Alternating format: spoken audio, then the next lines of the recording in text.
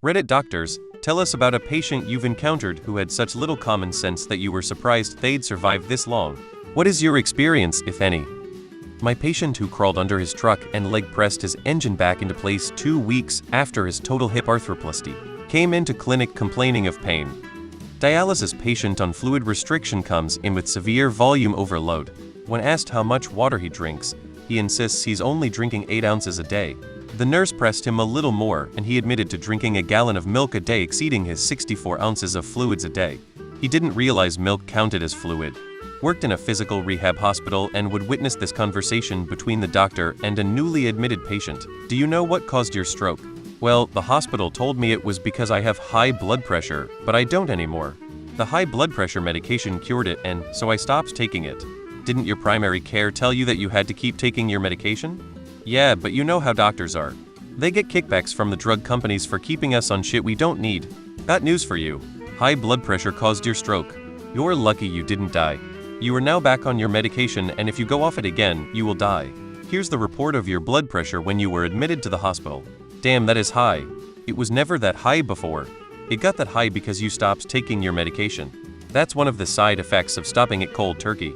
Don't do IT again. Some would get the message. A couple would say they were never going off their meds again because my spouse will kill me. A few would come back even more debilitated from another stroke because they did it again. Others, wait here, they had another stroke and died. I'm an optometrist in the US and have a couple of memorable ones.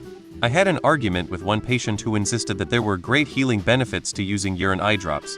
When asked about how she got these urine eye drops, she admitted to taking them directly from the toilet and putting them straight into her eyes.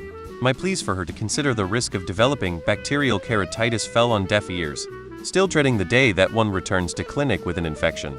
And if I had a nickel for every time a patient came to me 6 months after taking a severe blow to the eye and losing vision, only to find that they had a total retinal detachment that they thought they could just walk off instead of seeking care, I would have 2 nickels.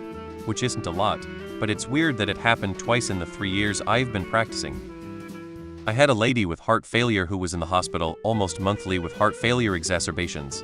We told her time and again to limit salt and water intake, and she'd go home and drink pickle juice. Me, a dentist, to my patient, please, do not superglue your tooth back in your mouth again. Not a doctor, but worked at a urological clinic for 3-ish months. One story I heard was a guy late 30s, early 40s that came in on referral because his scrotum had an inflamed rash, mostly on the back of the scrotum and on his perineum. He's tried creams and oral medications and even trying different soaps and detergents, and nothing helps. Doctor examines him and is unsure, but notices a bit of a smell, but being around butts and balls all day doesn't think anything of it, nose blind, and asks the guy to go ahead and get off the table and get dressed, and notice that this guy had left a skid mark on the butcher paper that's laid over the bench. Turns out, this guy wasn't washing his ass nor really wiping, and it was causing the feces to basically be worked forward as he walked, leading to what was essentially chronic diaper rash. My mom once had a patient who was an old lady who was rushed to the ER after ingesting bug spray. After they managed to get her to a stable condition and had her admitted to a ward a few days later, mom asked her why she did that. Her response? I accidentally swallowed a cockroach, so I swallowed the bug spray to kill the cockroach. As a paramedic, I received a call for difficulty breathing. Arrived on scene to find 52-year-old female sitting in her living room. She told me she could only breathe through one side of her nose when she woke up this morning. It is now 6 p.m. She could breathe out of both sides just fine when she went to bed last night. She demanded to be transported to the ER to find out why this one side is not working right. Medical social worker here. I had a patient who discovered a full prescription that someone dropped in the Walmart parking lot. As he enjoyed taking drugs, he swallowed an entire bottle of blood pressure medication and wound up passing out in the middle of crossing the street and almost got crushed to death. I talked to him about how maybe that wasn't the brightest idea. He said he just wondered what they would do, and I could tell that he'd do it again. He probably went right back to the Walmart hoping to score again. I'm friends with a nutritionist at a hospital.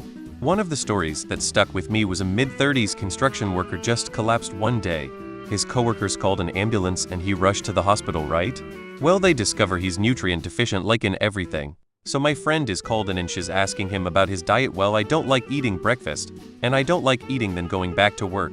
So I don't eat lunch, and then I get home, and the wife has to make dinner. So I start drinking beer, and by the time dinner is ready I don't want to eat. Just have some more beer and go to bed. The dude was living off of nothing but beer. He couldn't remember the last time he actually ate something. I got a 12-pack of tacos for dinner. After 5 or 6 tacos, my stomach started to hurt. By 9 I was feeling nauseated. When I finished in 12, the pain was so bad I thought I should get it checked out. 37-year-old man in the ER at 2,300. There is a reason the instructions for prescription suppositories say unwrap and insert and not just insert. I took care of a guy who was a religious nut, to the point where I was questioning, is this schizophrenia religious or just really religious? Turned out to be the latter, surprisingly. The 60-something-year-old guy had attempted to imitate Jesus' 40-day fast.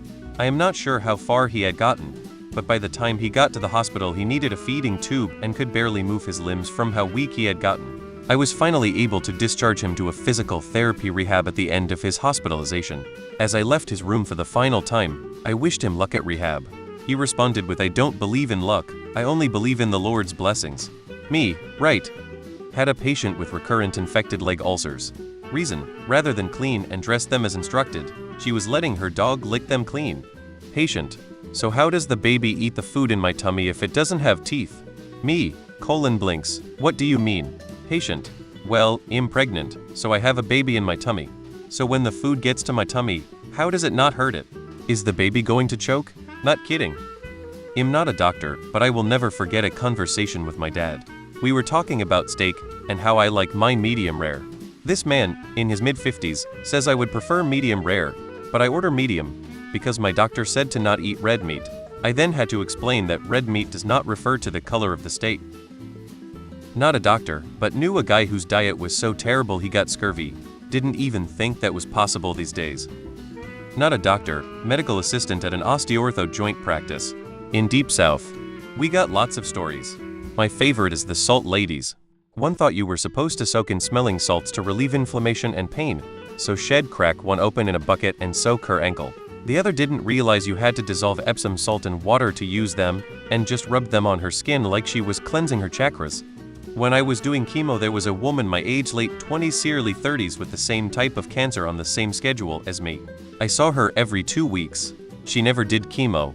She would rock up, they would start and Roman 4 and she would live stream herself on the saline flushes.